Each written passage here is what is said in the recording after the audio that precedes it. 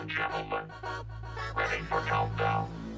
10, 9, 8, 7, 6, 5, 4, 3, 2, 1, ignition. Dearly beloved, we gather here today in this thing called life. Electric word, life, the beats burning, that's my long time. Time to attack. Something else. 2 decades have shaped the world.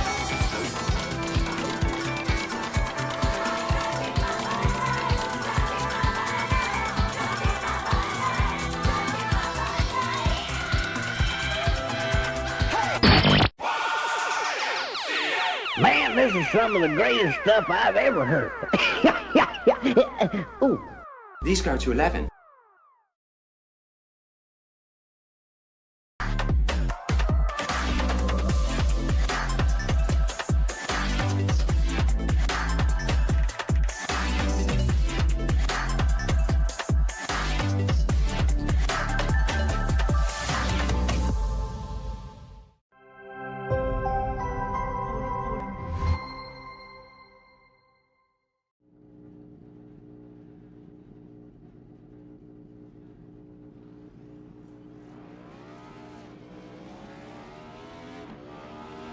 Here at TWRS, we're always here to help our squad when they need a little push in the right direction. That's just who we are. We're a beautifully diverse group of goofballs dedicated to driving fake race cars as fast as possible. And we continue to push each other to the front using the power of nonsense. We have one of the strongest NASCAR programs on the service, and you can access it all for $24.99 a month. And we just released individual subscriptions for $14.99 a month for each NASCAR vehicle. We also just added a Rallycross program, and our IndyCar program is taking off as well. So come join the weird side. We have speed and cookies. Cookies are not included in some locations.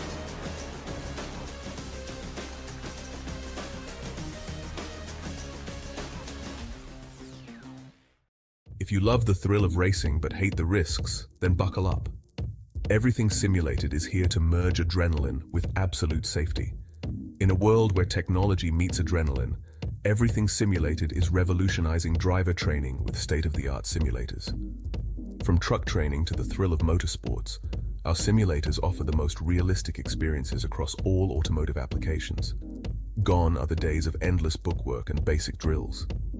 Now it's all about hands-on, pulse-pounding action that prepares you for the real deal. Whether you're maneuvering a heavy mining vehicle or racing a high-speed car, our simulators, equipped with cutting-edge technology from leaders like Simrigs and Track Racer, bring every nuance of the drive to life. And talk about making a mark. We're not just building simulators, we're fostering talent. From grassroots motorsports to professional series like the Aussie Outlaw GT3, sponsored by us, Everything Simulated is fueling dreams and careers. Ready to feel the excitement of the racetrack under your fingertips? Connect with us, and let's build your next simulator adventure together. Remember, we support those who support us. Join the Everything Simulated family, and let's race towards the future.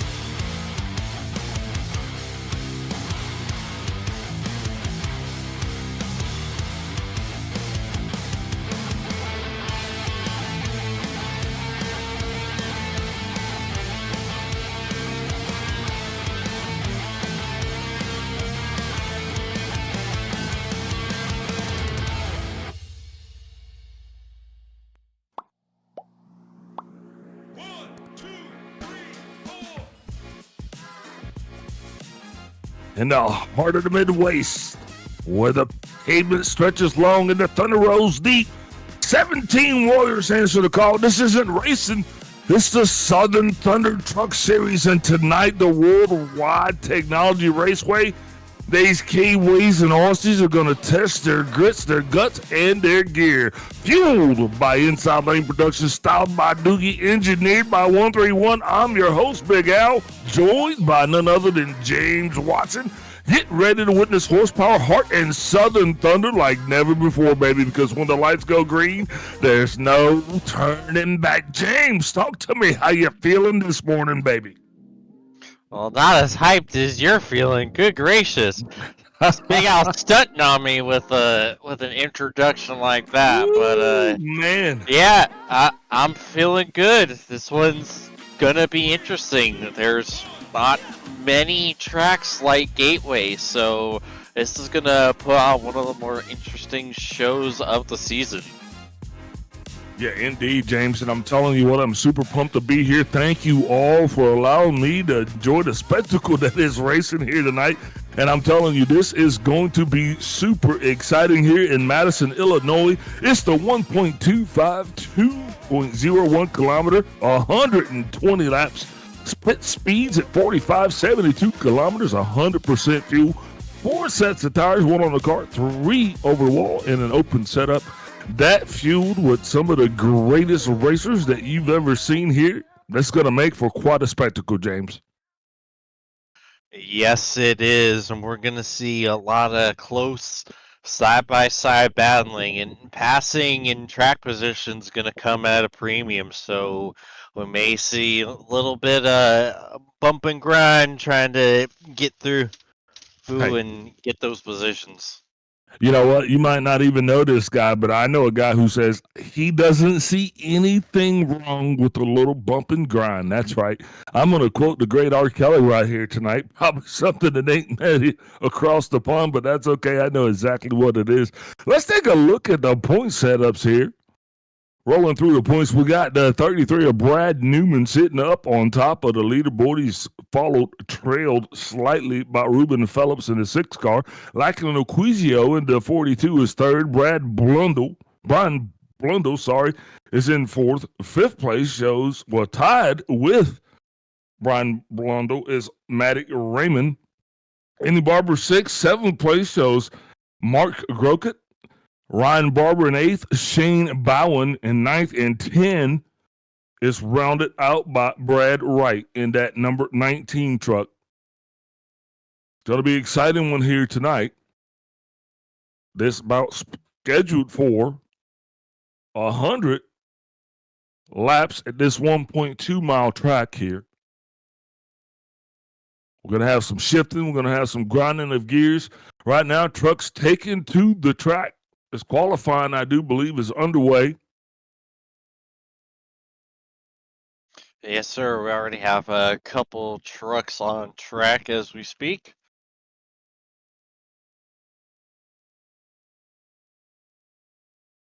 Yeah, indeed. Watching that 5 truck. Here's the first one out.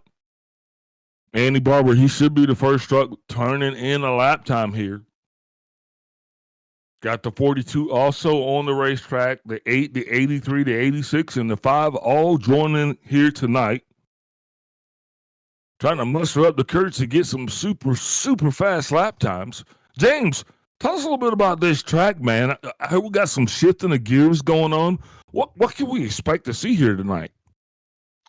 Yeah, Gateway isn't quite a short track, being about 1.25 miles, but you kind of have to drive it like one. It's low grip, and there's a long braking zone, at least into turn 1 and 2. You're have a lot less grip in turns 1 and 2, so you're really having to brake and just kind of get the truck through as best as you can and try to set yourself up for 3 and 4, which is going to be a little more on the flat out end. You don't quite have to slow up as much through 3 and 4. You can kind of keep it planted a little more So we're probably going to see quite a lot going on in 1 and 2, especially trying to just get clear, guys, because as long as you can hold onto that outside, you're pretty much likely to hold on to the position coming out of turn 2 side by side. Well, speaking of holding on, we're hoping that Likely and Oquisio can do just that, as he has put in the fastest lap time thus far, sporting him a 33.206. We'll be watching that to see if it's actually strong enough to hold up. Right now, closest time to that, some 0.3 of a second slower. And that's going to be Ryan Barber, but his time right now seems to be strong enough to hold up in that P2 slot. Only 6 cars right now actually turning in super duper qualifying times. That's a little bit, I don't know. What are you thinking about that? I guess other drivers maybe not electing to qualify, trying to hold on and just take the track position given. What are your thoughts on that strategy? Yeah, it's a bold strategy if that's the case. Like I said, track position is going to be at a premium. This isn't an easy place to pass.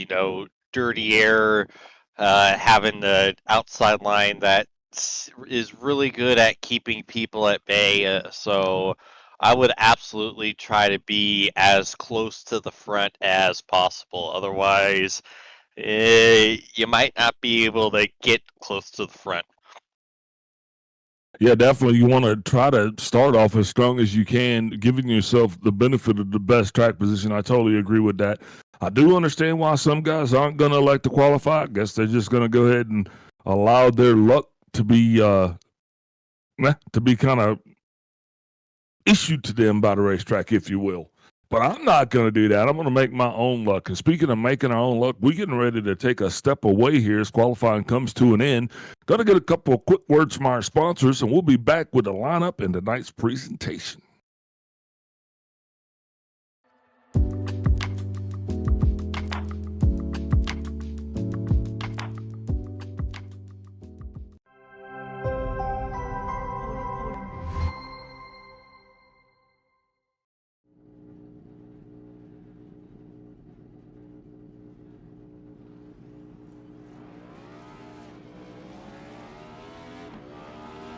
Here at TWRS, we're always here to help our squad when they need a little push in the right direction. That's just who we are. We're a beautifully diverse group of goofballs dedicated to driving fake race cars as fast as possible. And we continue to push each other to the front using the power of nonsense. We have one of the strongest NASCAR programs on the service, and you can access it all for $24.99 a month. And we just released individual subscriptions for $14.99 a month for each NASCAR vehicle. We also just added a Rallycross program, and our IndyCar program is taking off as well. So come join the weird side. We have speed and cookies. Cookies are not included in some locations.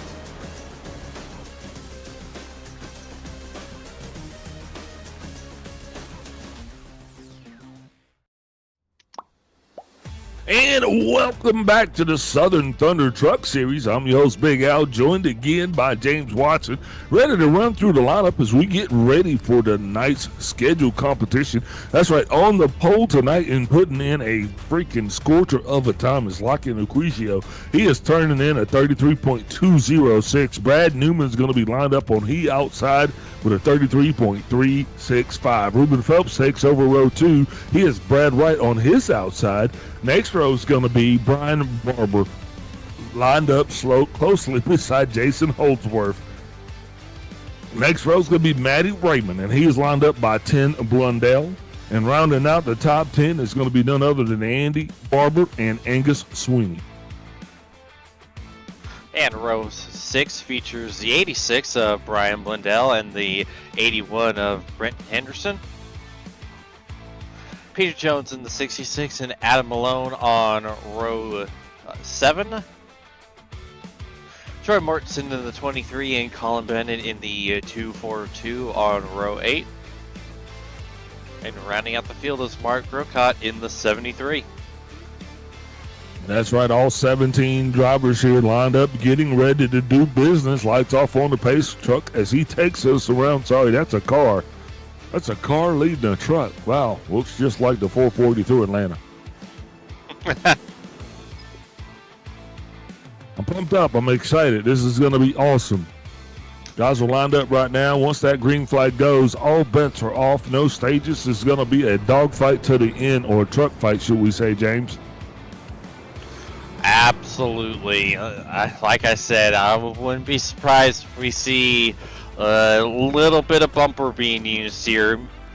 I think you're going to see a lot of bit of bumper. That's what you get with this. You said it's kind of a long track, but no, indeed, it is definitely a short track, and it's going to prove that, especially with the flat banking going around in these turns here. Not a lot of degrees for these drivers to catch grip, but here we go. Pace trucks are going to be up and out of the way here. Pace car, I got trucks on my mind. That's it. That's why I'm in that Southern Thunder time set, right? Mindset. Southern Thunder mindset. Tricky Pace Road. Pace car's out the way. Getting ready to hit that Geico start zone here. Billy's got the flag. Field's lined up. Green flag's out, and we are underway. That 42 truck lacking and making no waste of time getting his truck and going and asserting himself, as he is going to be out to a clear lead here through turns 1 and 2. Behind him, though, that's a completely different story. Now he's got the 0-6. Yeah, absolutely. All drivers are going to be jockeying for position here, trying to get up the operating speed, James, because this is a shifting track. Turns 1 and 2, completely different than 3 and 4. We'll talk about that here shortly. Man, look at the 18 of Brad Wright. He was making some hay on the outside, able to get a couple positions, and here we go. Phelps inside of Newman. Absolutely, that 33 truck trying to maintain his position on the outside, side by side. These two go. Looks like the 33 is going to get it clear. That's not giving Phelps a whole lot of wiggle room, no room to breathe, as he is getting right back at it, because behind him, more traffic. These guys now single file.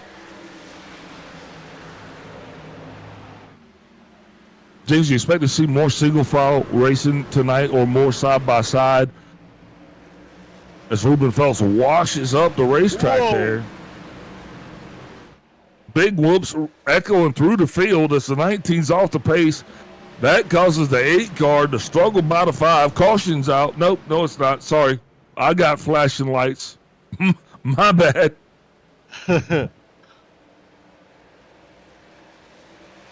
Yeah, I'm anticipating we're going to see a lot of single file racing. You know, like I mentioned in the opener, dirty air is really going to play a major factor. This is by far one of the worst tracks for aero wash I've ever experienced, and basically everything I've driven here. So it's gonna be hard to really get a run and be able to make a move. And so if we do get some side-by-side racing, I feel like it will stay that way for a bit, but I think this is going to be the bulk of tonight's action. Yeah, I think you're spot on, as we've seen a couple of drivers actually trying to execute the pass, but seeing it is just so tricky. Those have all ended with null attempts and those drivers falling back in line. So as the order runs right now, Likington is definitely up front, and he is enjoying the momentum that he has, because he is starting to get his legs stretched out just a little bit. But behind him, a different story. Brian Newman, Ruben Phelps, these two drivers battling, and side by side almost all over the bumper is that 6 of Ruben Phelps, not actually able to get any leeway whatsoever on Brad Newman, but he is still back there digging.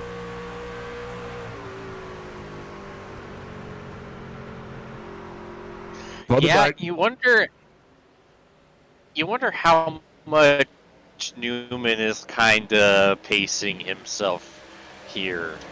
You know, he takes stock of the situation and sees Urquijo get a good jump on the initial start. And someone as experienced as Newman, he knows that if you push like heck oh man, Ryan Barber really sideways off the corner. He might have made contact, but Okay, he did make a little bit of contact, so I saw it right for once. But yeah, I feel like Newman is probably just kind of riding and trying to save his stuff. Well, that might be the case. Was watching that 8 truck, though, Jason Holdsworth, he is really driving a very hard line coming in, bringing in tons of speed, seeming to having to wash it out, though, on the straightaways. We'll be watching that as the 45 now begins to make his move on the 6 of Phelps. He is on the inside. Looks like he is going to be right there at the bumper. Now he's at the door. Side by side, these two. This battle for second place, first big battle of second place for tonight. Still on the outside, Phelps not ready to relinquish the position yet. I'm sorry, this battle right here is between Ryan Barber and Ruben Phelps. Oh, and Barber! Oh! Oh no! Big whoops right there as the 5 gets into the 6. They go roundy round. That causes major issues through the field there. James, you started screaming. I put my hands up, covered my eyes. Was waiting to see if we both came out on the other side. The 6 not faring too well, though, after that one. She is smoking like a freight train coming down the backstretch. We're trying to limp that thing back to pit road. Hopefully he doesn't have to put it on a toe. Just very unfortunate for him. Let's take another look at this, try to unpack exactly what happened. This time, James, we'll watch it with our eyes open. Yeah, I think the 05 might have cleared himself there. You see, Phelps is a little bit off of the wall. I'd say about maybe third of a card width, maybe a little more off the wall. So it's hard for Barber to anticipate him being farther down. And I think he just went up a little bit, expecting to have a little more room. It just ends up clearing himself and messing up both trucks. Bumper not clear. That's what that was right there. As you see the 5 car coming right in, closes down on the nose of Ruben Phelps. Ruben Phelps takes a hard shot off the T-bone into the inside retaining wall and back behind the pit wall. In the stall he goes.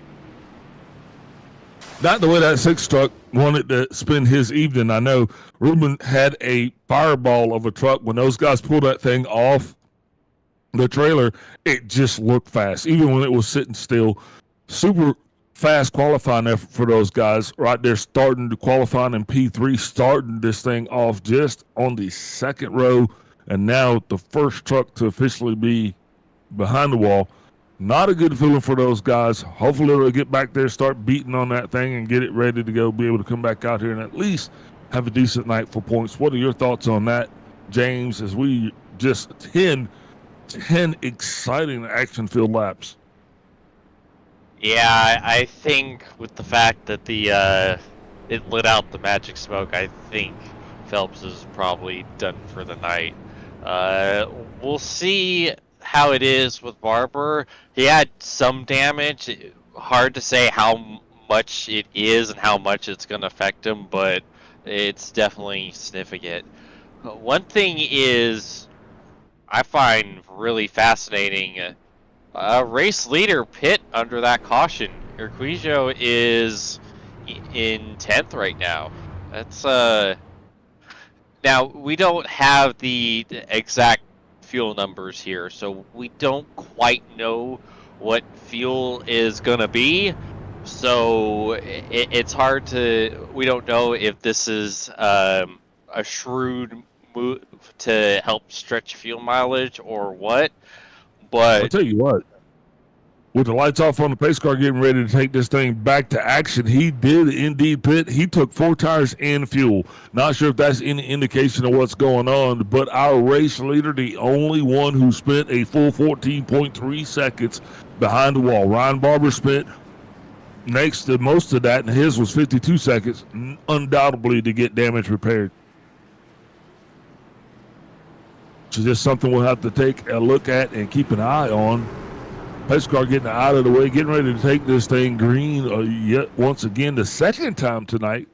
Entering that restart zone there, the 33 truck, Brad Newman. He's off and away, catching the 8, sleeping just a little bit. That ripples back through the line. What was side by side quickly becoming single file. 4 truck off the pace just a little bit as the top 3 get it figured out, in line and gone. Now further back starts to stretch itself out as well.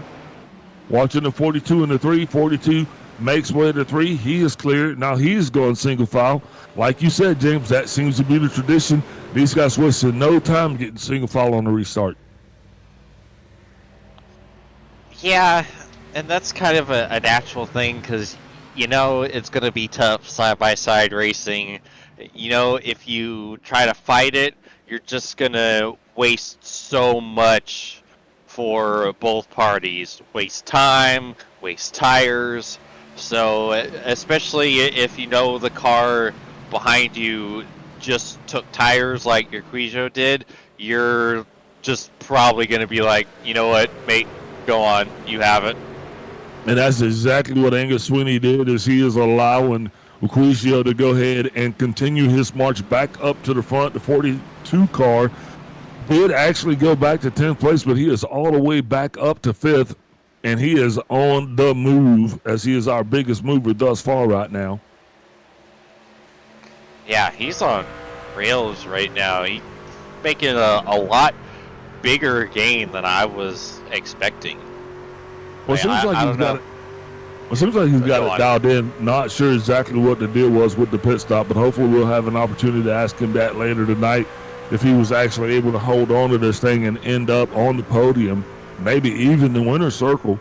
The way he is driving that thing now, trying to get around the 5 of Andy Barber, going to make easy work of him. Almost is going into the turn here.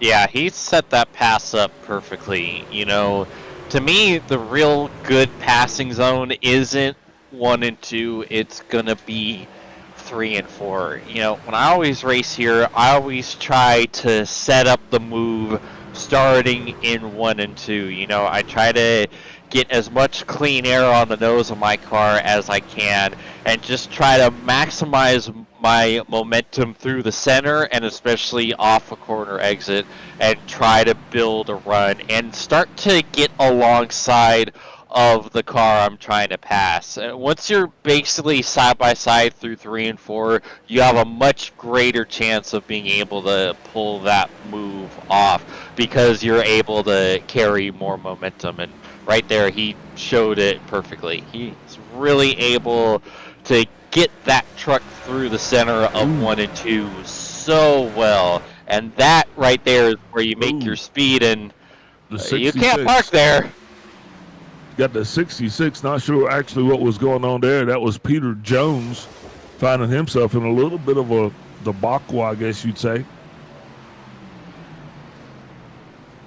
As we're watching him right now, here he goes high around the wall to the outside.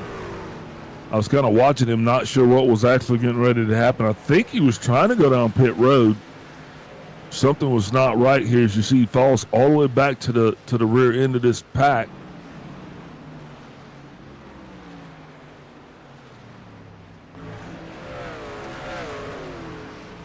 While we're watching this, Urquijo completes the pass for P2 on Holdsworth. Definitely, he was lined up to go down the pits. Not sure exactly what happened, but he did not make the entrance. So the 66 is officially behind the wall. He actually had to take a tow there, so that's not going to work out in his favor at all. As we are back watching the 42 now, as he is all the way back up now, getting ready to contend for the lead. He only has one truck in front of him. That's the 33 of Brad Newman. Yeah, this is a replay on the pass, and just like how he made most of the other moves on this run, just is able to make that momentum in the center and get that run off of Holdsworth, and he basically has the pass completed before they really start braking for 3 and 4. Yeah, indeed, that pass, he's making it look easy now. Like I said, he's got a bead on the back of that 33 truck. He's got him right there. And of course, I hate to talk about him all night, but he seems to be, I mean, this is the headline thus far. Yeah, like it. This is noteworthy because I was not expecting it. I've always seen and always experienced passing not really being that easy to do here. They're not Oh, looking too easy down there on the racetrack. Might be easy from where we're sitting, but the 42 having to utilize almost all of the racetrack is now he and the 33 are battling for the lead side by side. The 33 not wanting to relinquish this, but Oquizio just on the hammer there. He is going to be cleared now, getting back out front where he looks very comfortable. I don't know exactly how he's going to manage the lead this time. Not sure what actually took place last time that made him pit, but I do believe the delta of the tire, that balance, I do believe he has probably relinquished that just by getting back up to the front. Because like you said, even though he made it look easy, it is still not easy to pass at this racetrack. yeah, and Brad was giving it everything he had. You know, it's one thing when you're battling someone for like fourth or fifth, you know, you're more likely to let them go because it really doesn't change your fortunes a whole lot in the grand scheme of things. But like, if you're battling for the lead, you're absolutely not going to give that up, especially at a track like this. You know, clean air is king. It's such an advantage. You are not going to give that up without the fight of your life. And Newman gave it everything he had, but so far, Oquizio on those fresher tires was able to slip by and start to pull a little bit of a gap up to about 6/10 here as we cross the line. Yeah, definitely. As we're coming through lap 25, the headline thus far is Oquizio takes 4 for the lead, because that's exactly what he did. He relinquished the lead, he took 4, and then he took the lead back. And now that he has the lead, he's not showing any signs of relinquishing that. We're going to be watching intently here, though, to see exactly how this is going to shake out because, hey, look, these guys have got 4 sets of tires for a reason. Tires aren't going to be a friend of theirs at this racetrack. If one of the keys to the race is going to be how well you maintain those tires that you have and how you fit those into a strategy to get through the end of this thing. Yeah, and you know, you bring up the main risk of that strategy for the 42 is, you know, that's not very many sets of tires. If you get a couple of cautions, especially towards the middle and the later stages of this race, you do run the risk of not having a set, having one less set than everyone else and being at a massive disadvantage when everyone else pits but you can't. So you're kind of putting your faith in this race having a lot of green flag racing, and it's not always a given here at Gateway, as we've already kind of seen so far. You know, the 42, though, he seems to be on a different game plan altogether than a lot of these other trucks. I'm not sure what his game plan is, but he has the fastest overall lap time. He had the fastest lap time the last lap. So it doesn't seem like these guys are conservative. It seems like they're out there, they're putting the hammer down, and he's not just leading this thing. He is trying to make a point. You know, there's no stages, so the faster he goes and the longer he goes, I mean, he's going to lap more trucks. I mean, unless there's a different plan out there for some of these guys. Almost a 3-wide situation here as I'm watching. Big whoops right there. Back here with the 5 of Ryan Barber. I meant the 23 of Troy Mortensen. Yeah, and Ryan Barber and the Platinum guys are going at it pretty hard.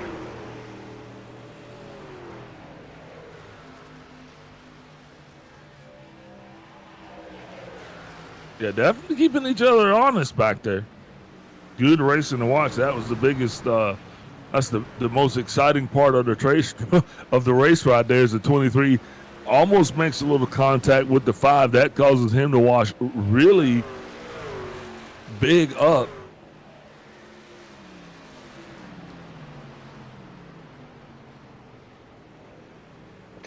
Yeah, Mortensen is running a much higher line through 3 of 4. He's running the 3rd lane, and I barely ever see the third lane used in 3 and 4 here ever. So, but it seems to be working for him well enough. Yeah, just showing that truck is capable of running high. I don't know. Maybe that will save him some tires as this thing goes by. But right now, those guys definitely not on the leader's pace. Yeah, he gained a lot of ground. Look at that. He's got a heck of a run on Barber. And the other good thing about running, or the good thing about running a line like that is if you've ever kind of looked closely and, feel it when you're driving over it, the way the banking ends at the exit of 4, it's just kind of not like a steep drop, but it's a pretty hefty decline. And if you can catch it just right, it gives you a little bit of momentum off of the corner. Like whenever I qualify here, especially in a bit of a slower car like the Indy Pro 2000, I always try to hit that and get that extra little speed. And Morty is able to use that to his advantage pretty well as he's side by side around Barber. Oh, not quite. Oh, they make contact. Whoa. That's why we're hanging out here, folks. In case you were wondering, we're going to get you right to the action as it happens. Still kind of got this thing going on here. These guys not relinquishing. Yeah, turn 2 hasn't been kind for Ryan Barber tonight.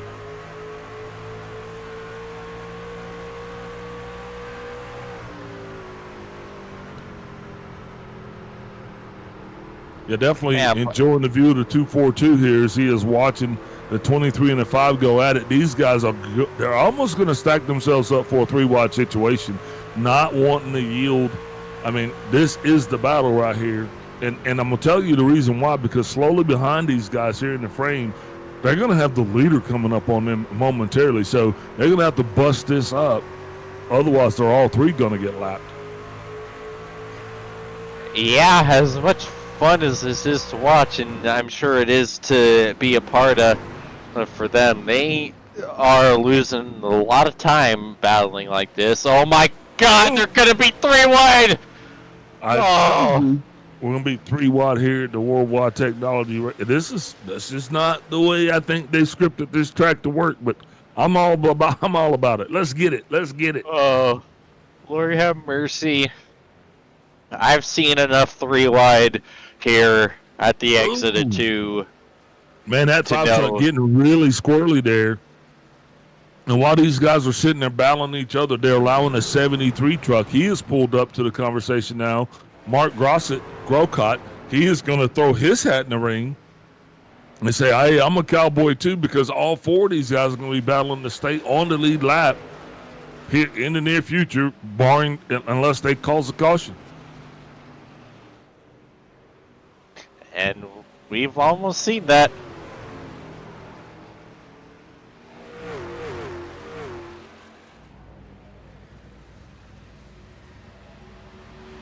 Story up front though, it's different. Lackland and Aquizio, he is writing a new book. It's the same old book. It's just a new book that has him out front, building on his lead. That's chapter 2.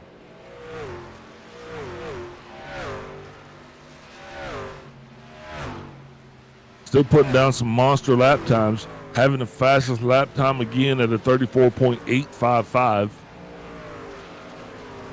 So he is not slowing down at all, James. He is out there, got that thing pointed in the wind. It looks like he's only got one thing on his mind. Yeah, and the important thing is that he's starting to stretch out a pretty noticeable gap to Newman, and that's crucial because it gives him a bit of a buffer from the undercut. And we've seen that Brad Newman sure does love his undercuts. Like almost every pit strategy we've seen from him on the ovals, at any rate, he's doing some sort of undercut. So to be able to have a lap buffer to get your stop done if you're the 42 and still come out ahead of the 33, then, that is massive. But then again, he might want to stay out depending how early Brad Newman does bring it in, how much of an undercut Brad Newman is going for. Well, I'll tell you what, they have definitely found a way to separate themselves with the 242 actually getting out front.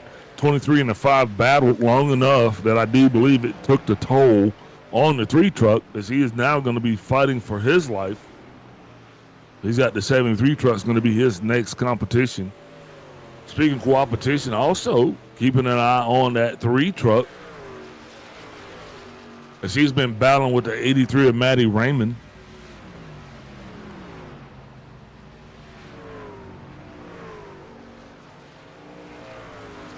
That battle for position also.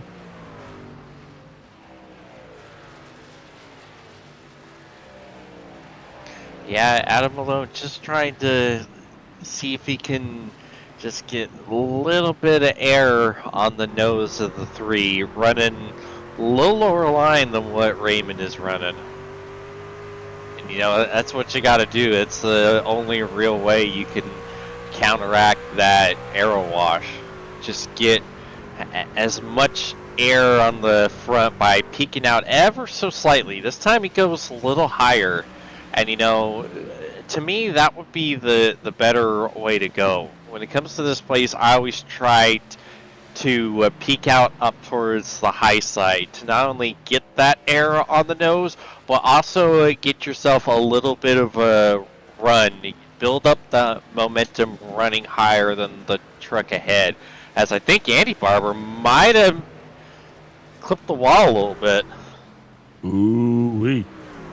Not the time to be running into the walls. I'm keeping my eye on the racetrack, and I'm just wondering here, James, as I see these guys go round and round and round, and they got 42 laps there on their equipment, how long will they be able to stay out? I got a feeling green flag pit stops are going to be happening sometime here in the future. There's no way they could get more than 50 laps, I'd say, out of a tank maybe.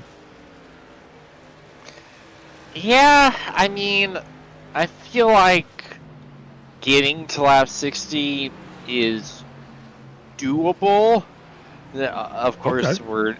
we gotta speculate since we don't have the official numbers, and everyone who's watched any Inside Lane Productions broadcast knows I sure do love me my wildly off-base fuel mileage speculations.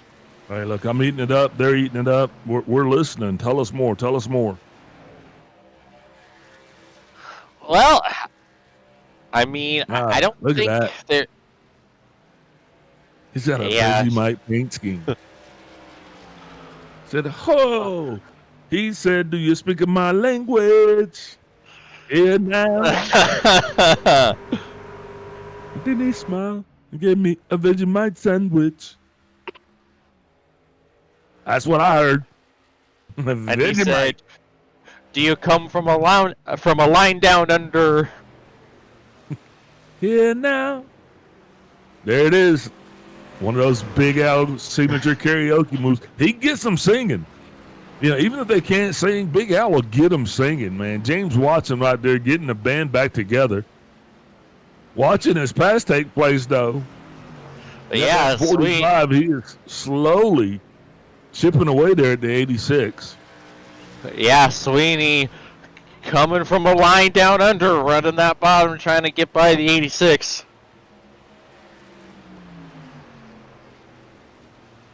I should be as proud of that joke as I am, but I am.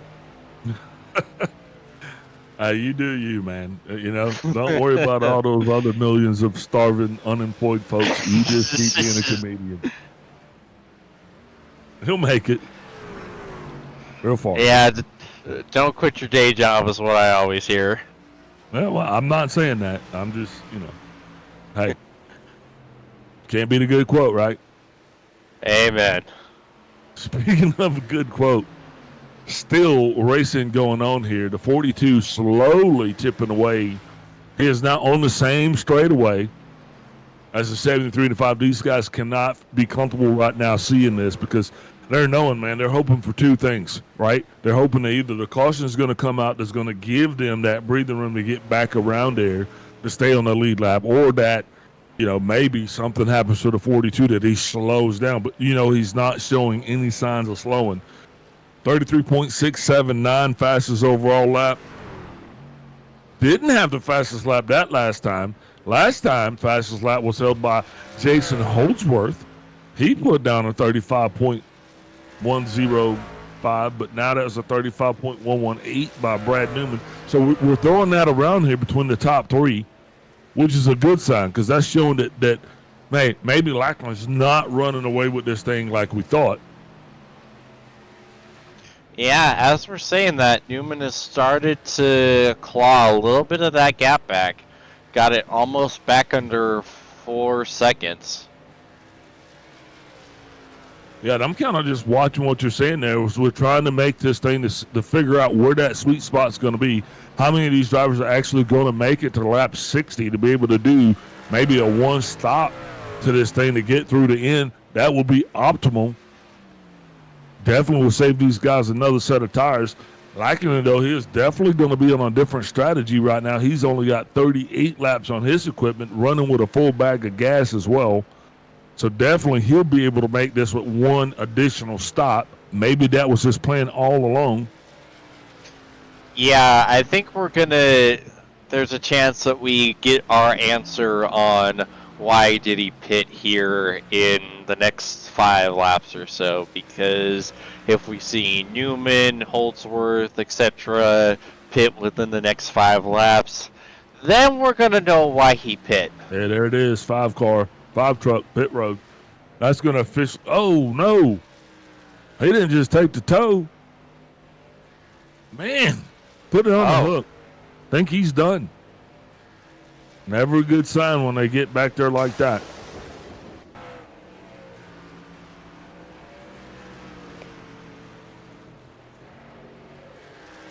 I don't imagine he was having any difficulty. It looks like he intentionally parked it. Let's take another look at this. There he is, slowing it down, getting it down to the inside. Everything seems to look just fine. No issues there. He's just going to bring her down to a slow crawl. Oh, meanwhile, Adam Malone has dropped his packets. Wow, packet loss. That's never good. You got to hold on to your packets, people. Wait, what does that mean? I mean, he's going to pay his internet bill. He gone. Still watching this thing. 42 truck. He's the leader. Lachlan Urquizio, and he is slowly reeling in the 73 of Mark Rocket. Mark will be the first truck to officially fall to the leader. Question's going to be, does he stick it out or does he pit it in? I personally, I wouldn't get lapped. I would go ahead and, I would use that as an excuse to pit. We'll see if the leader forces that, if he forces those green flag pit stops. Meanwhile, we got a spirited scrap for the last spot in the top 5 of Barber Sr. versus Matty Raymond.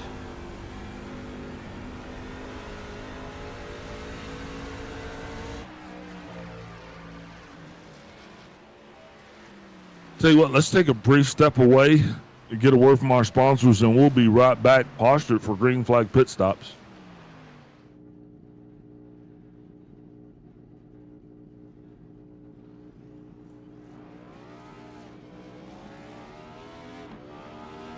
Here at TWRS, we're always here to help our squad when they need a little push in the right direction. That's just who we are.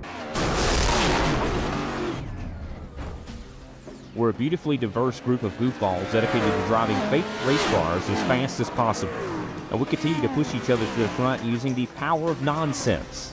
We have one of the strongest NASCAR programs on the service, and you can access it all for $24.99 a month. And we just released individual subscriptions for $14.99 a month for each NASCAR vehicle. We also just added a Rallycross program, and our IndyCar program is taking off as well. So come join the weird side.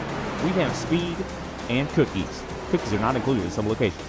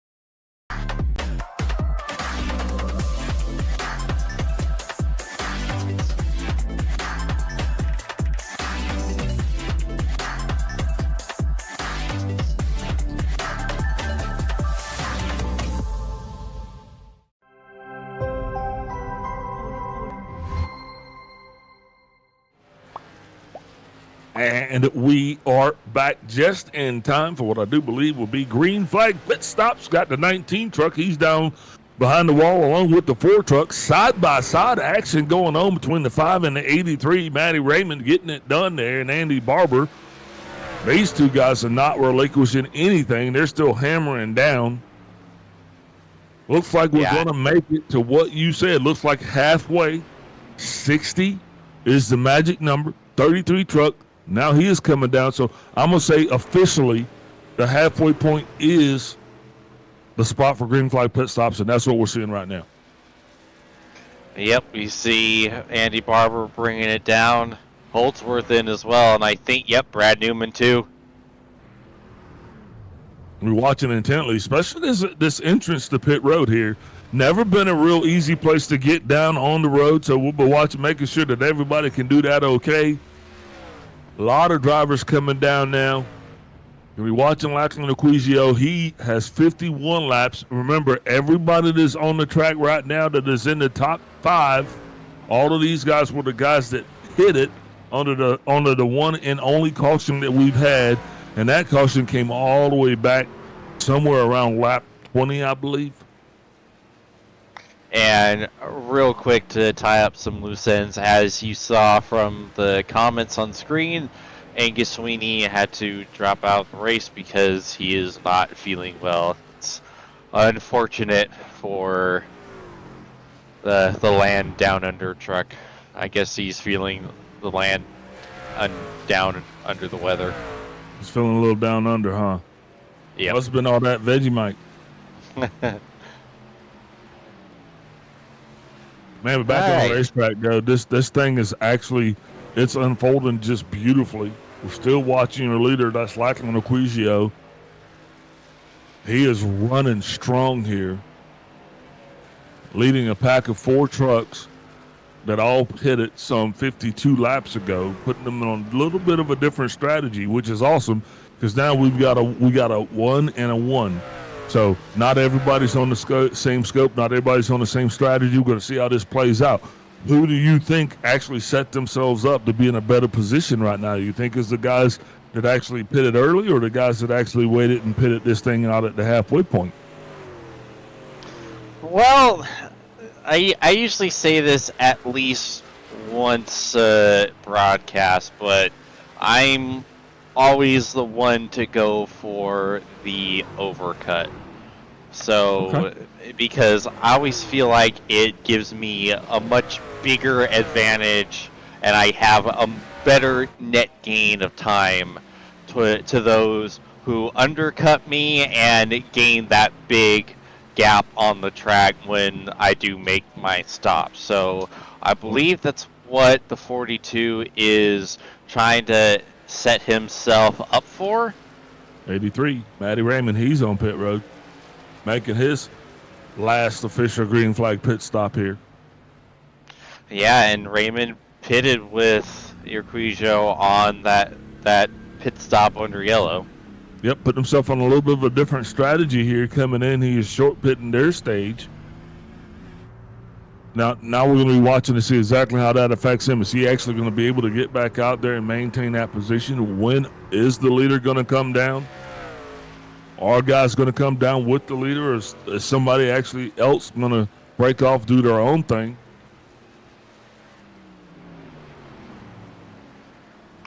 Yeah, it looks like Matty Raymond exited well behind our effective P2 and P3 trucks of Holdsworth and Newman. So that's the big litmus test right now. As we see Newman just about to, I think, unlap himself from the 42 as he's right behind Urquijo. Yeah, solid pit stops. Some a little long in the tooth. Maybe that's guys, making inadvertent contact with the wall. We see the 86 truck now. He is coming down pit road. It's going to be that's Brian Blundell's another one of those trucks who elected to take the different pit cycle strategy. Oh, race leader on pit road. Leader pit road. Here he is, Lachlan Acquisio. This is going to be the tail of the tape. Still, 3, 4 trucks haven't pitted yet.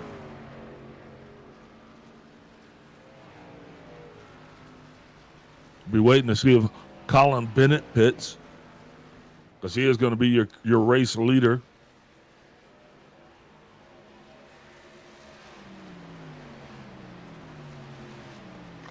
And Brad Newman, effective P2, like right behind him. So right here, we're going to see a good idea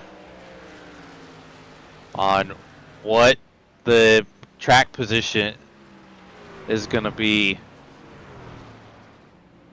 Yeah, Lackland, quick, super nice stop, 14.3, one of the fastest that we've seen for a full 4-tire bag of gas stop. It looks like he comes out about 5 seconds behind Newman, but ahead of Holdsworth. Crucially ahead of Holdsworth. That's one less car that he's going to have to worry about getting by. He might have to. He got loose in the center of 3 and 4. That's going to give Holdsworth an opportunity. You know, one of my favorite statements is that you drive for show, you pit for dough. Well, these two gentlemen had the fastest 2 pit stops, both tied at a 14.3 for 4 tires and a bag of gas. That right there is the difference. So we're going to see if these other guys can come down, be fast in, fast out as well, because it's showing right there on the racetrack. That's what you're watching. That's what you're waiting on. 23 truck now, he is down around pit road. Yeah, and you mentioned it earlier, Big Al. This pit road entry is such a nightmare because you're having to take the access road, because obviously trying to pit off turn 4 is impossible. So you got to take that, just a little bit. So you got to take that access road, but it's difficult because it's completely flat, it's narrow, and there's no grip on it because it's not really used outside of pit stops, so it's not building up rubber or heat compared to the actual racing surface. So it's always a big gut check moment on trying to maximize your pace, but not just completely airmail it off onto the grass and, more importantly, back onto the racetrack in front of those unsuspecting folks just going about their business on the racetrack. Yeah, indeed. 49 laps to go, 48 now at the line for the leader.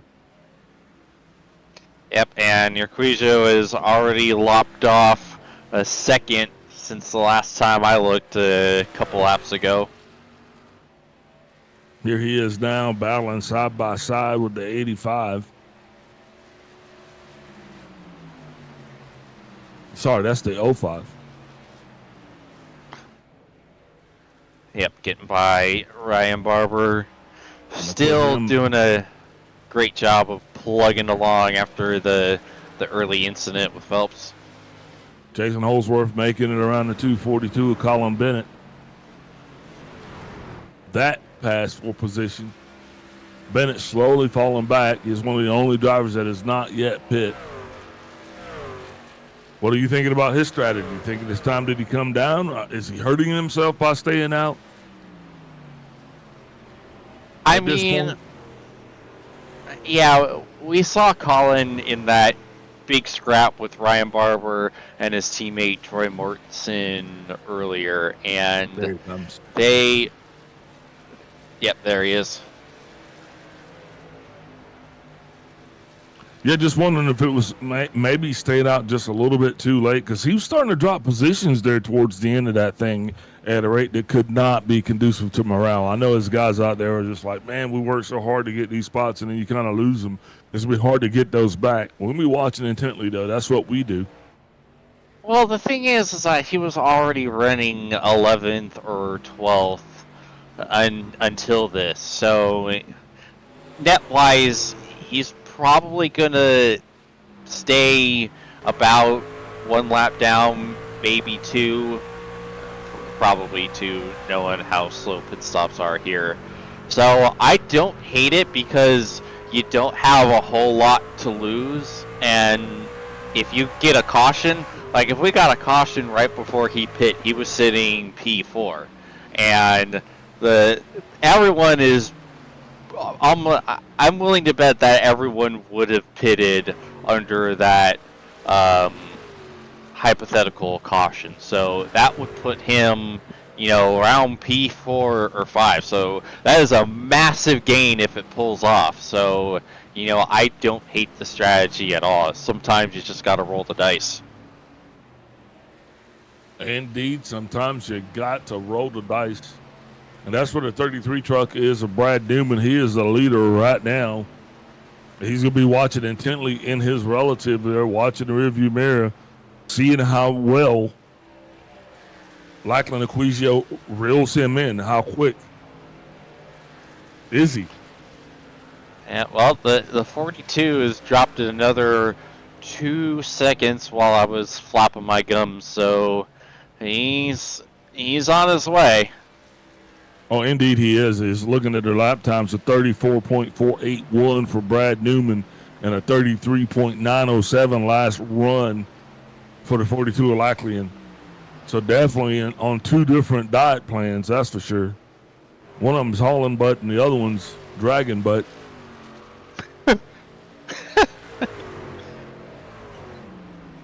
I'll have to remember that.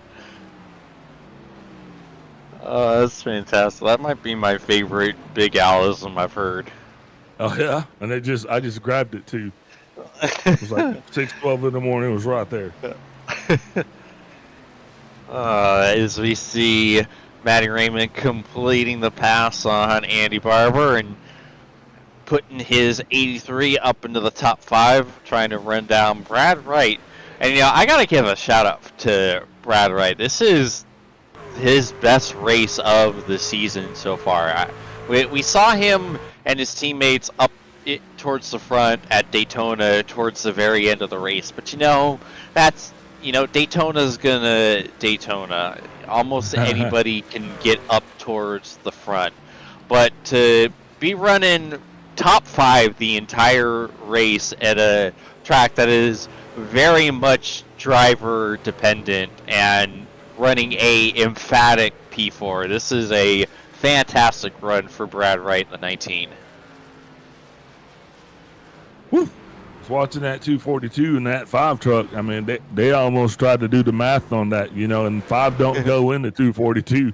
So thank goodness they actually put some distance between themselves. No, it's even worse, yeah. Big Al. It's what's 242 times 5.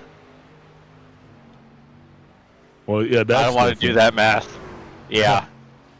While we're joking, we got a battle for the lead.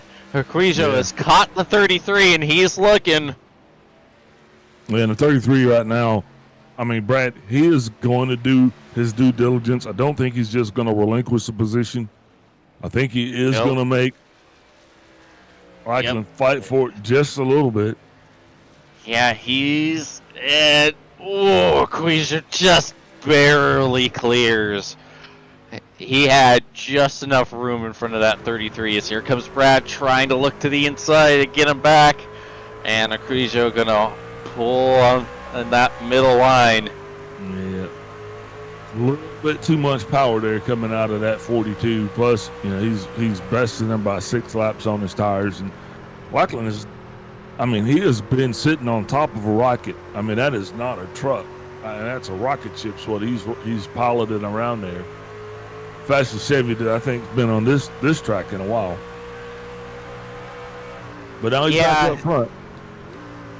And he's relinquished that lead 2 times so far. He has got it back. They're displaying all of the confidence they need to get it done here tonight. I mean, barring some unforeseen tragedy here, I think this truck is the truck to beat. And you got to be feeling pretty good about that. Is adorned with the TWRS symbols all around it. Yeah, I've got my the broadcaster cap now, the unbiased broadcaster cap, and broadcaster cap is impressed by the run that we're seeing from the 42. It's basically, you know, akin to the performances we've seen from that 33 truck, who's had several races where he's been able to put a nice gap on the field. Team owner Cap has a smile on its face. I can already anticipate that. But yeah, and you know, it's a positive feedback loop too, because when you have a vehicle that you know is fast, then it opens up more plays in the strategy playbook. You know, you can go for the overcut and not have to worry. Where if you were sitting P2, P3, you kind of have no choice but to try to go for the undercut and hope it sticks. You know, you can't really do the overcut if you're trailing, because then you're just going to end up with you know, a much bigger delta that you have to run down, and you're not going to be entirely sure if those fresher tires and that tire offset will help you get rid of all of that gap. But when you're the leader and you do the overcut strategy, you kind of have a better idea on how it's going to go. And you're also going to have less delta to worry about because you were already ahead of them at that point. Yes, what you said. I agree. Definitely a lot of drivers feeling it right now. This is that part of the race where, you know, you're contemplating what your moves are. 33 laps ago, I don't think you're going to see anybody come down pit road. We got 7 cars still on the lead lap. Tim Blundell in the 4 car. He'll be the last car that will be fighting for his life. Still got a comfortable distance between himself and Acquisio, but he definitely understands that the leader is back there. He is on his relative. He is on his mind. He's living in his head rent free. And other than that, man, it's just an easy drive to the house here for Lightland Acquisio. Yeah, now your mind starts to turn to, okay, what do I do if there's a caution? Oh, we almost got one. Big sideways from Brad Wright. Oh, what a save. And that's what you're looking for. Because it's going to come. Just this is the time it's going to come when the guys are just out there and you're not focused. You're drifting, and that's where that truck catches you right there. Man, she will wake you up. That was almost commentator's curse. Come on, so hard. It was better than that. Everybody on the racetrack just came alive right there. They're all awake right now. Trust me, because when they saw that, they're like, man, look, that quick, this whole thing could change. That quick, and you got other cars that are going to be in it now, because it's a completely different run if you're looking at this as a 30-lap run versus a 200-lap run. Absolutely. So we're watching intently as well. You know, this is that perfect time right here. We're waiting on Waldo. Murphy, that's the guy we used to have in the military, Private Murphy. He would always show up right when you thought you had it in the bag. Here comes Private Murphy, and he just throws a wrench in the game. He's down there. We just got to find him.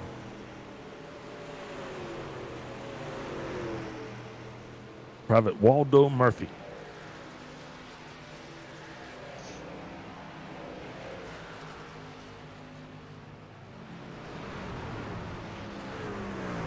There's times where you wish the folks at home could see our faces and me just shaking my head and smirking. Oh, and right!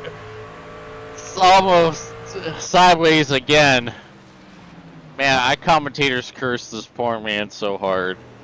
No, it's not you. You just can't put a rhino in stilettos, buddy, and he is walking like a rhino in high heels there. That's where that 19 truck's at right now. I gave him such a big shout out like 7 laps ago, and already he's almost died twice. I'm so sorry, Brad. That's why I don't say nice things about people. I think there's a lot of drivers that are struggling right now, man, and I don't think it has anything to do with you. Like I said, this is just that point in the race where drivers get complacent, because it's not quite go time, and you're not quite done yet. And even worse, you're also probably pretty tired. This is a long run, 70 plus green flag laps at Gateway. It's not easy. The fatigue really wreaks havoc on you. Yeah, and when you start looking at it, it's like when you say it's go time, it's like, where are we going? I've been trying to catch this guy in front of me, and I just can't catch him. That's got to be frustrating as well, knowing that you just that short. Sometimes the place you go in go time is the wall. Yeah, well, I'm surprised we actually hadn't had more trips into the wall tonight, which is that just speaks volumes about the credibility and the ability of the drivers that are here in this Southern Thunder League. Thank you guys for allowing me the opportunity to come out here and hang out with you guys, man. Hopefully I was actually make this as entertaining as the drivers were, maybe a little bit more so, right? Absolutely. It's never a dull moment with Big Al in the booth. There you go, James. Appreciate you. Make me feel good. Come on. Build him up. Slowly getting this thing done. Lap 96 of 120. Slowly coming down here to the wire. The 4 truck on pit road right now. Gonna think that this is a scheduled stop. Once again, the leader was reeling them in. He was the next truck to go a lap down, so what's he going to do? He's going to take advantage of that, get him 4 sets of tires. We're going to be watching, see how that stacks in, because when you get trucks come back out like that with fresh rubber at the end of this thing, they're fast, they're sporty, they're trying to make up distance. That leads us the best opportunity for a caution, and that's what we're looking for at this stage in the race. Anything to bring these guys back together. Absolutely. But are you thinking, was 6, was that the number that you were thinking of vehicles on the lead lap at the end of this thing? Are these guys really that fast? What's the problem here tonight? What do you attribute the space to? Well, I gotta say that probably the easy answer is to see Matty Raymond having his own moment off a turn too.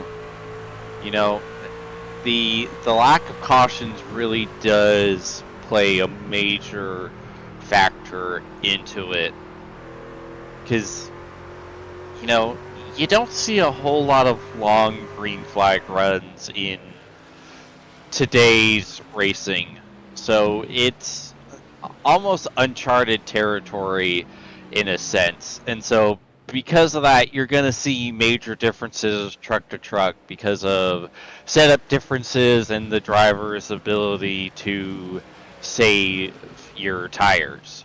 So because of that, we get such wild changes in overall pace, and that's what leads to the big gaps that we're seeing. Because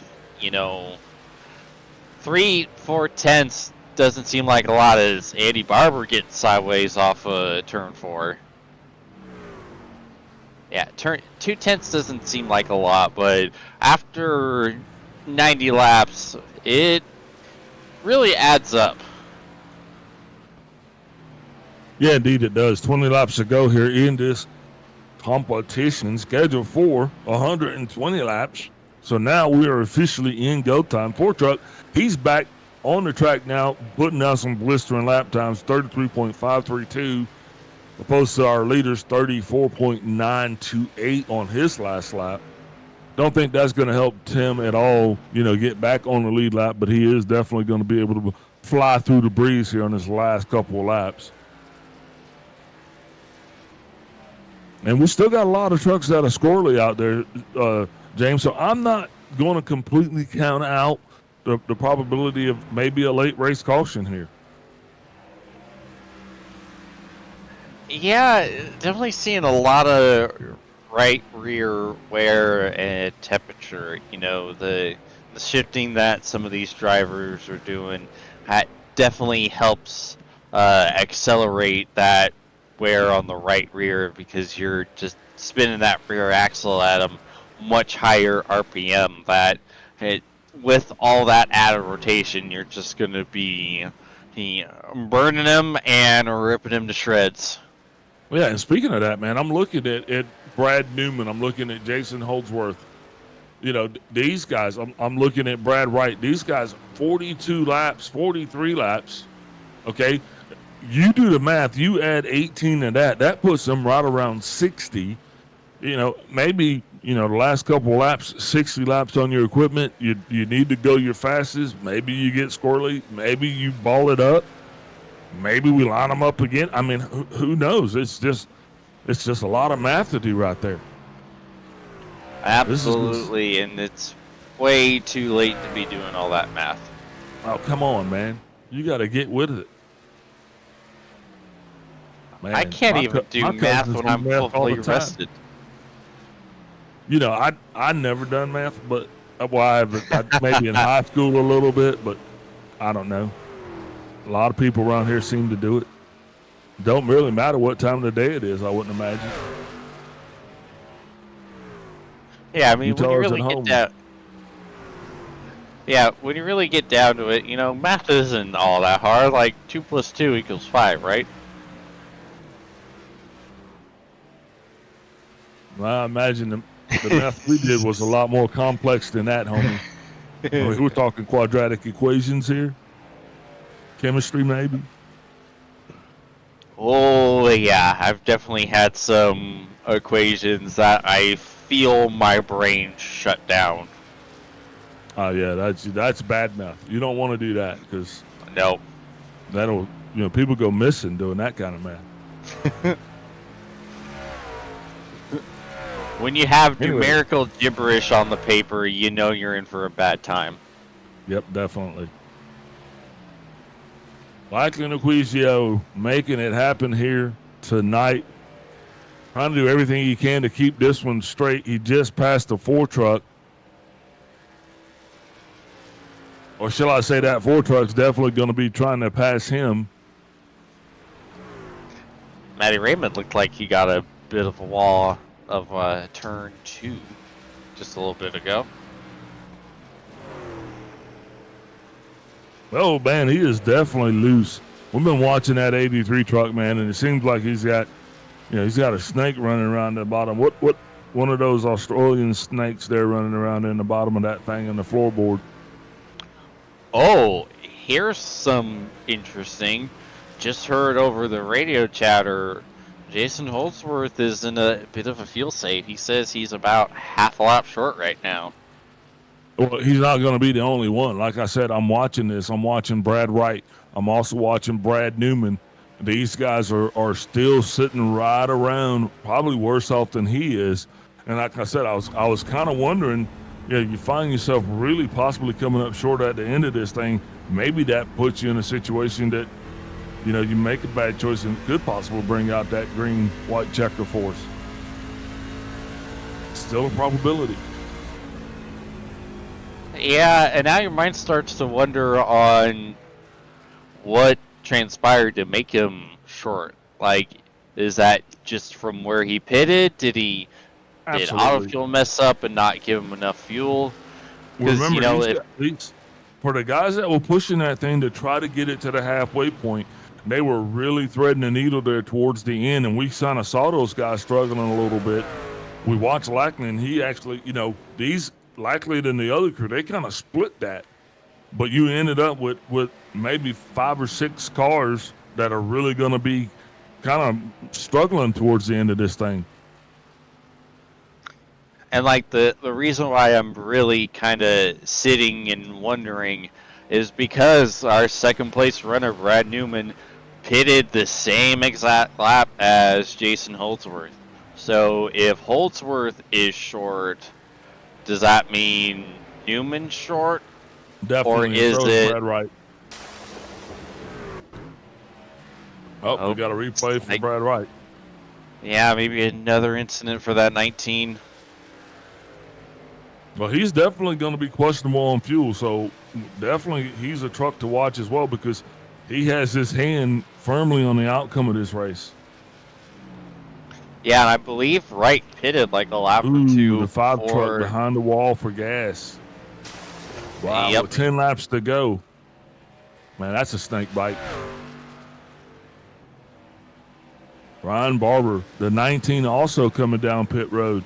This is where you don't want to be with 10 laps to go. You don't want to find yourself coming down pit road. I mean, you want to be on the track executing your strategy, not behind the wall preying on a fuel guy. You know what I mean? Just not a good call. Absolutely, and it's such a helpless feeling when you know you're going to be short and you, no matter what you do, you just can't save that extra bit. Yeah, I mean, because now you're coming down, and what are you doing? Are you just getting a splash of gas and you're going back out on cold tires, old tires, or are you just going to go ahead and get 4 tires and try to go back out and make up the difference that you just lost? Either way, man, that's just a bad feeling right there for you. Yeah, I think if they pitted like about 10 laps earlier, like you could go for tires, but if you're stretching it out to this point, you know, tires just isn't gonna help you. I don't think so. I would just go for a splash and just cut out as much time as I can.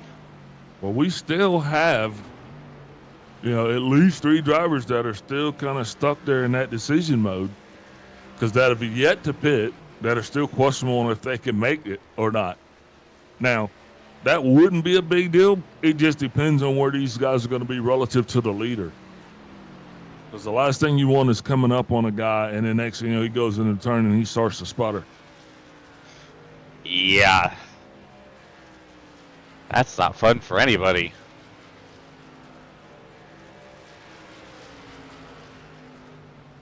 I'm excited. You got to see how this one shakes itself out. We ain't got much left.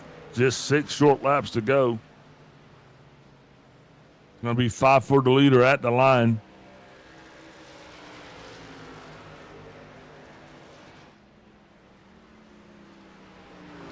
Still not done on pit road, though. I have a very sneaky suspicion. I'm still going to have a couple guys that might need some love. 5 laps to go.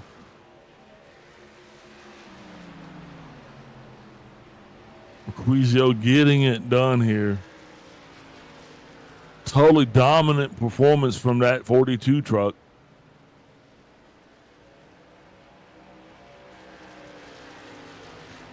Yeah, unfortunately with that pit stop, after singing his praises, Brad Wright is now 2 laps down in P9. So it's going to take a lot for him to get back to where he was running. And in 4 laps, we'll see. It's still a top 10. I mean, yeah, you got to be optimistic. Yeah. You got to look at that from the good way. 4 laps to go here. Liking Quizio still out front making it happen. I'm watching intently to see if guys are going to run out or bring it down.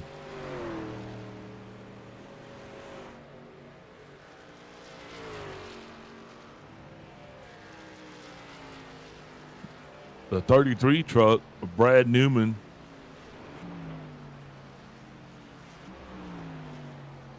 Holding on intently. Yeah, and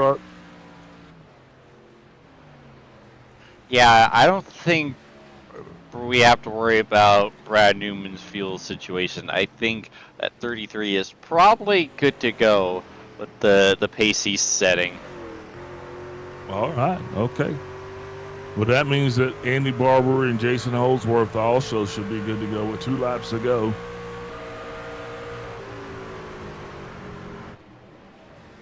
Ooh. That was a little bit sporty. Yeah. Together like that anytime with 2 laps to go, you get a little nervous. But they were actually able to make it right, make it okay. Flagman's up. White flag gonna be out this time by. That means the next flag is gonna end it.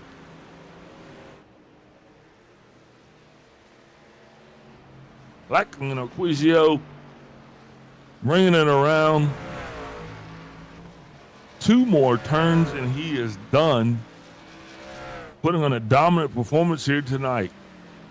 If there was any doubt about who had the fastest truck, he's erased that completely out of everyone's mind. 1 more turn.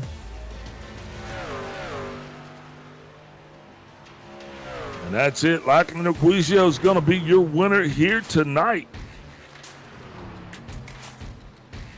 Laying down a rather dominant performance. Congratulations to that crew.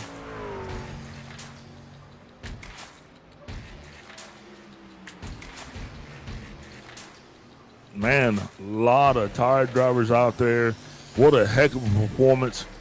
Kudos to those guys. Kudos to all of the drivers, man. James, it was definitely it was a long battle. Like you said, when you're not able to factor in cautions for your pit strategy, when you know that you got to go out there and the driver's going to have to drive that long run like that, that makes everything a lot different.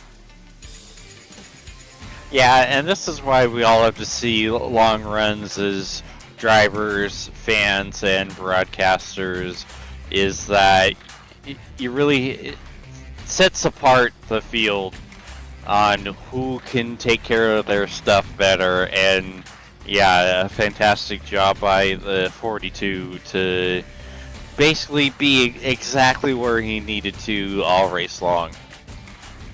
Well, I'll tell you what, man, I'm going to go ahead and step in and say not only am I going to give him an A++ for that burnout, but definitely a solid A+++ for his performance here tonight. Lackland Oquizio, your winner here tonight. Brad Newman coming in second place. Jason Holdsworth in third. Matty Raymond, fourth place. Fifth place, Andy Barber. Sixth place, Brian Blundell. Seventh place, Colin Bennett. Eighth place, Tim Blundell. Ninth place, Brad Wright. Rounding out the top 10 is Mark Grocott. And then Troy Mortensen bringing it home 11th. Brian Barber in 12th. Angus Sweeney in 13th. Adam Malone 14th.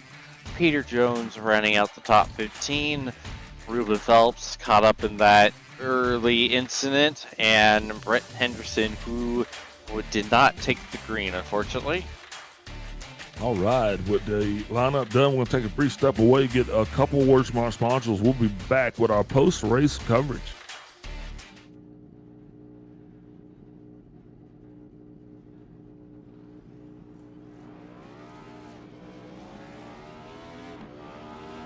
Here at TWRS, we're always here to help our squad when they need a little push in the right direction.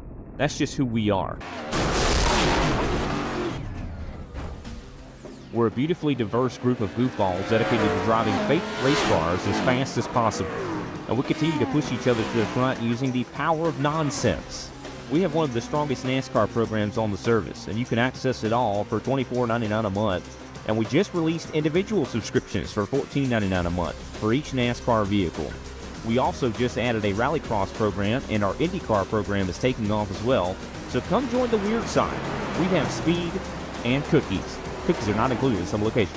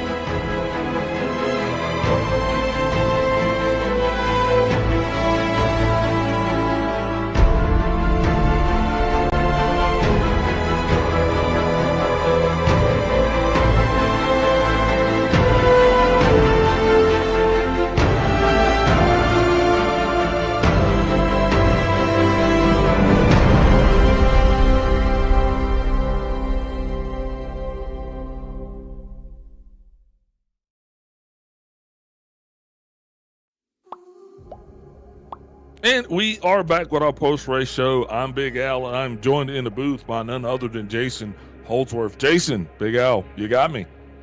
Got you. Loud and clear. Man, so talk to us tonight, man. First off, congratulations for your third place finish. You guys came out here, qualified this thing in 6. You ran pretty much up front all night. Talk to us about your strategy here when it comes to the pit stop. It was the wrong strategy. Fuel saving for 110 laps isn't fun. But just going from the officials this week, it hasn't been caution. There's been plenty of cautions. I didn't expect us to have one caution and have to fuel save for the whole race.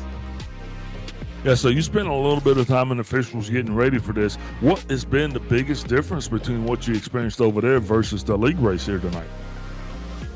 Well, obviously there's a few less cars here, but probably there's a bit of a difference in like skill gap. Everyone's a lot more tightly close on I-rating when you're doing SOF, so it's a lot harder, a lot closer. So there's more incidents, and it's a little bit more aggressive.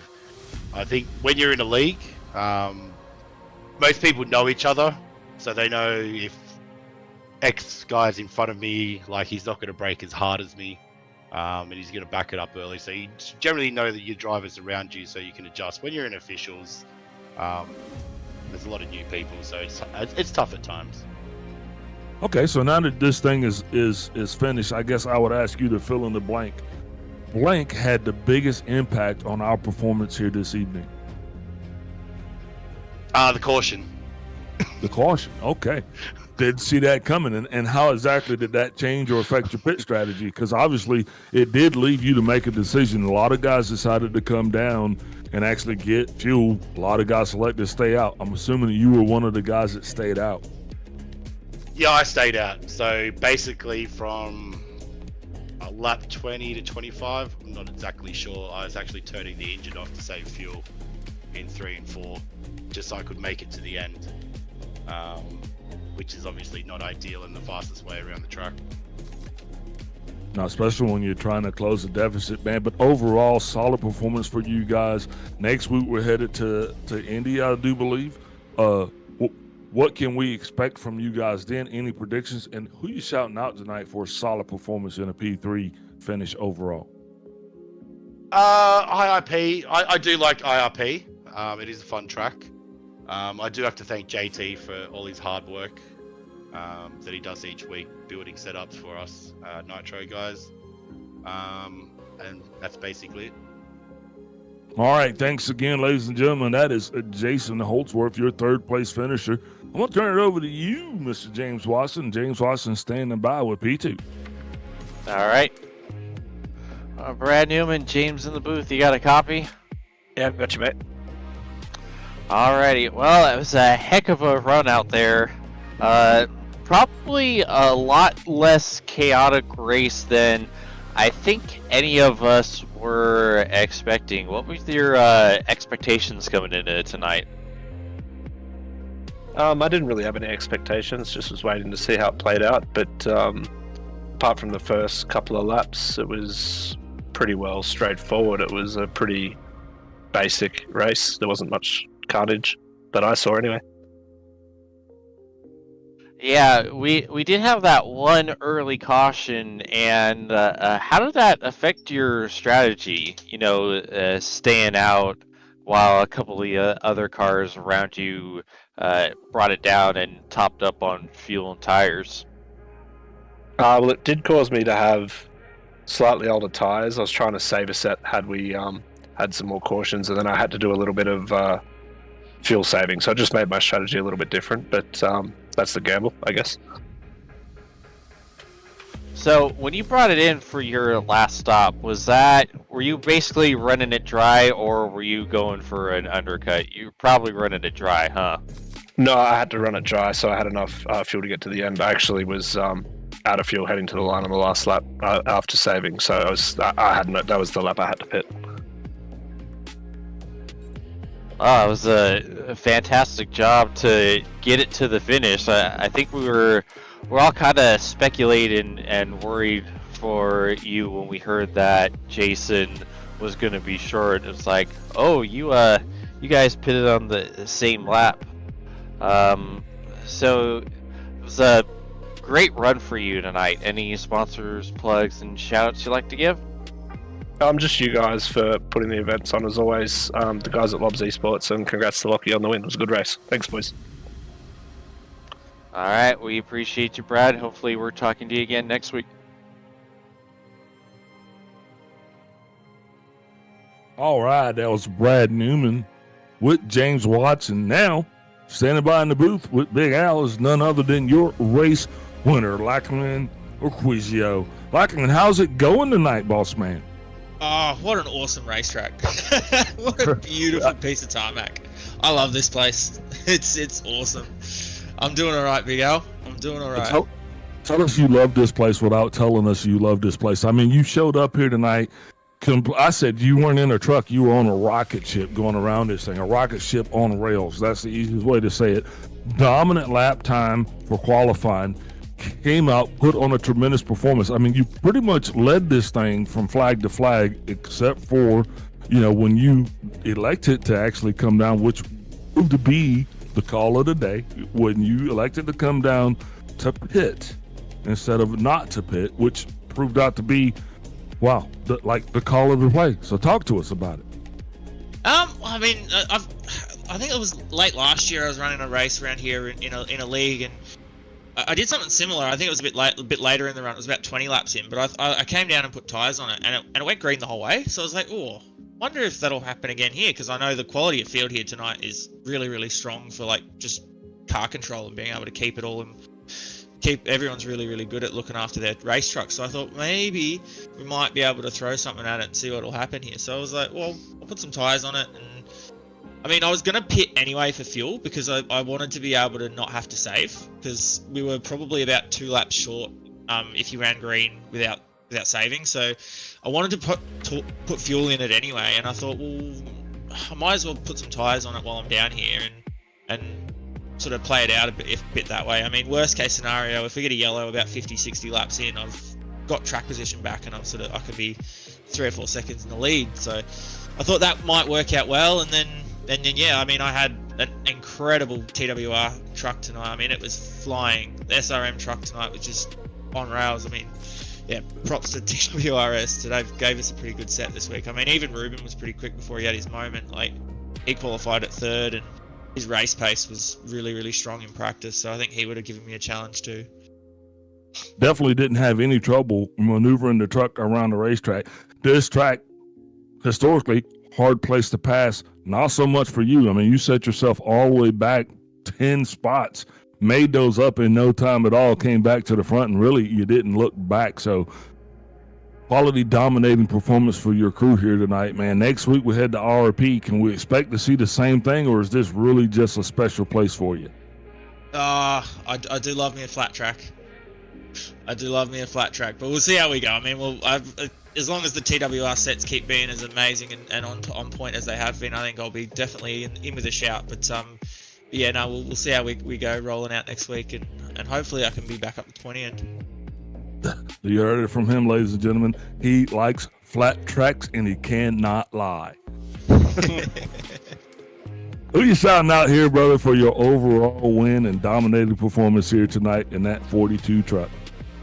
Oh, big shout out to SRM and the crew that have been behind me for a long time. Matty Ray's an amazing guy, and he's just looked after us from day one.